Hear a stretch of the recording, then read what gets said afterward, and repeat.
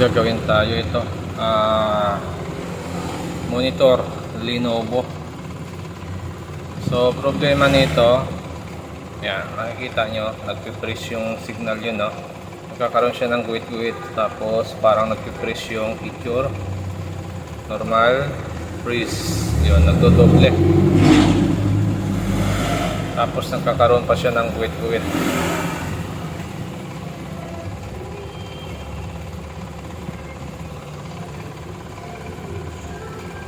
Yun, no?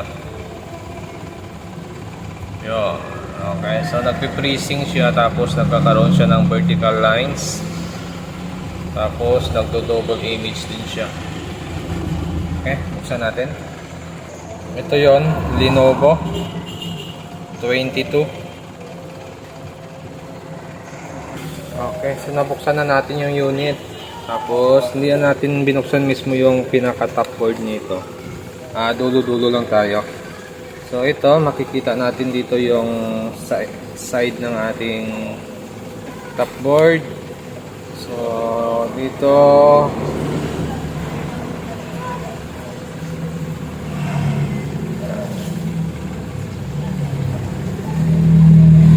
may circuit dito.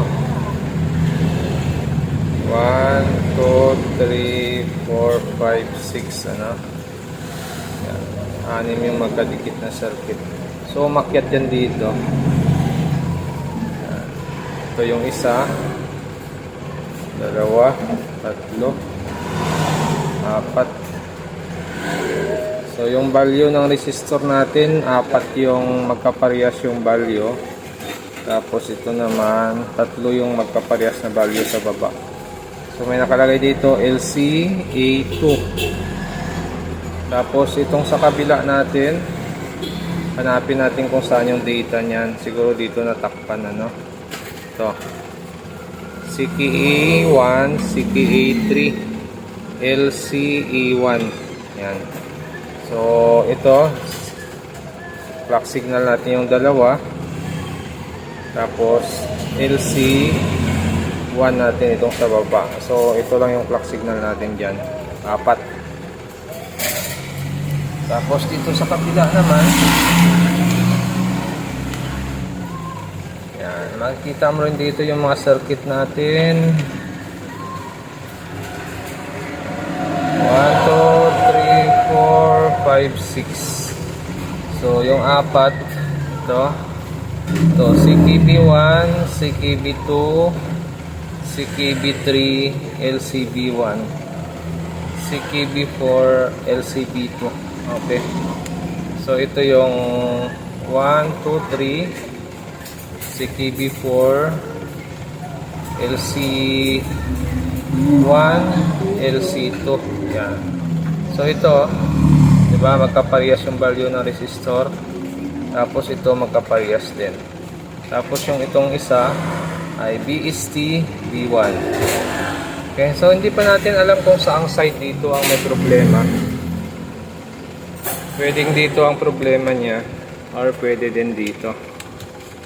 So gagawin natin, try natin dito na siguro tayo mag-try. I-remove natin tong 6 na resistor, 4 na clock signal, saka 2 LC1, LC2.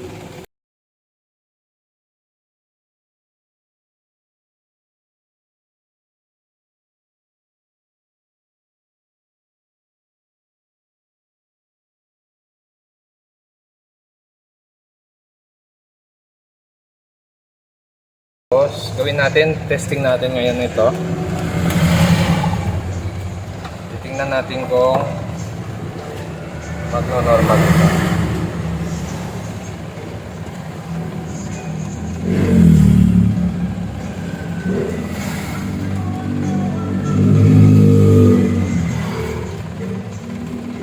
Yep. So pansin nyo, parang lumala lalo, ano? Yan, lumala lalo yung picture niya. So ibig sabihin yan, maaaring hindi dito yung problema sa tinanggalan natin. Okay, so gagawin natin yan, ibabalik natin yung tinanggal natin na resistor. Kasi nga hindi yan yung problema niya.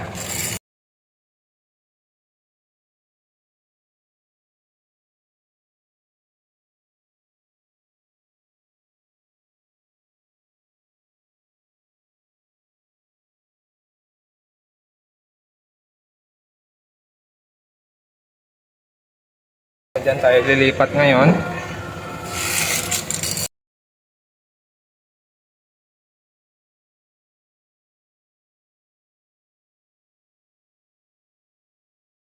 Napa-display natin siya pero nagkakaroon pa rin siya ng vertical lines, ano. Tapos naiiwan pa rin yung picture niya. Yun. So, mayroon pa rin talaga siya, may tama pa rin talaga siya. Okay, so gagawin natin pag ganito, try natin ikabit ulit yung ating clock signal. Tapos ang gagawin natin, i-modify natin yung LC1, LC2 nya. Yun yung gagawin natin dito. So ito, ginawa natin dito, kinabit natin yung clock signal 1, 2, 3, 4. Tapos yung LC1 saka LC2 natin dito, hindi natin siya kinabitan ng resistor. Ginawa natin dyan, in-open natin. Tapos itong side na ito,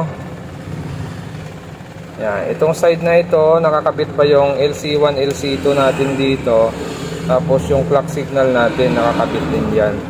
So try natin yung ganitong setup. Titingnan natin kung may pagbabago yung display nito. Pag ganun pa rin, may problema pa rin siya, i-modify natin yung clock signal niya. Gagamit tayo ng boost converter, baka doon makukuha siya, no? Okay, so ito yon. Yan, parang pag ito yung setup natin, parang normal yung picture dito, ano?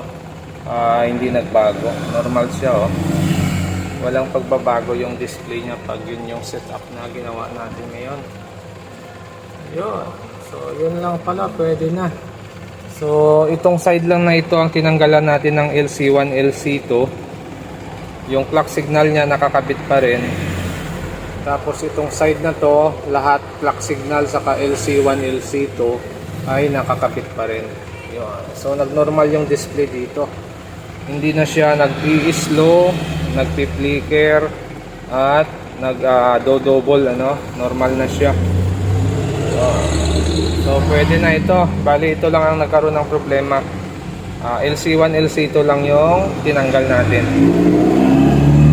Bali final test lang natin tong Lenovo natin na LED monitor.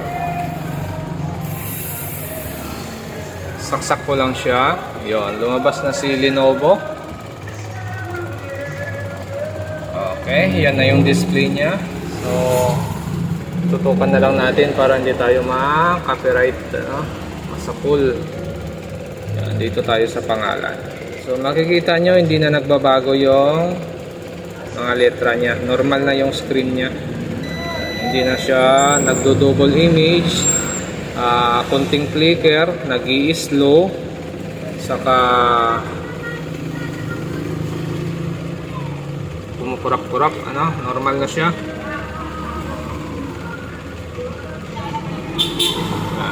So okay na ito, bali yun lang naging issue niya. At kung bago lang kayo sa aking channel, huwag kalimutan mag-subscribe sa susunod ulit natin na video.